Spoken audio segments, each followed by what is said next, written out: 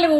അപ്പൊ ഇന്ന് ഞാൻ നിങ്ങളുമായിട്ട് ഡിസ്കസ് ചെയ്യാൻ പോകുന്നത് ഏവിയേഷനിൽ നമ്മളൊരു ക്യാബിൻ ക്രൂ ആയിട്ട് ജോലി ചെയ്തു കഴിഞ്ഞാൽ അതിന് മുകളിലേക്കുള്ള പ്രൊമോഷൻസും ജോബിനുള്ള സാധ്യതകളും എന്തൊക്കെയാണെന്നുള്ളതാണ്. ആദ്യം തന്നെ ഒരു ക്യാബിൻ ക്രൂ ആയിട്ട് ജോയിൻ ചെയ്യുമ്പോൾ ഒരു ജൂനിയർ ക്യാബിൻ ക്രൂ ആയിട്ടാണ് നമ്മൾ ജോയിൻ ചെയ്യുന്നത്. അത് കഴിഞ്ഞാൽ നെക്സ്റ്റ് ലെവൽ എന്ന് പറയുന്നത് സീനിയർ ക്യാബിൻ ക്രൂ ആണ്. അത് കഴിയുമ്പോൾ lead cabin attendant. Lead cabin attendant എന്ന് പറഞ്ഞാൽ ഇപ്പം ഒരു ഫ്ലൈറ്റിൽ ഇപ്പം A320 പോലെയുള്ള ഒരു ഫ്ലൈറ്റ് ആണെങ്കിൽ അതിൽ 4 ക്രൂ ആയിരിക്കും. ഈ 4 ക്രൂവില് ഒരാള് ഹെഡ് ചെയ്യാനുണ്ടാവും. ആ ഹെഡ് ചെയ്യുന്ന വ്യക്തിയാണ് ലീഡ് ക്യാബിൻ അറ്റൻഡന്റ് എന്ന് പറയുന്നത്.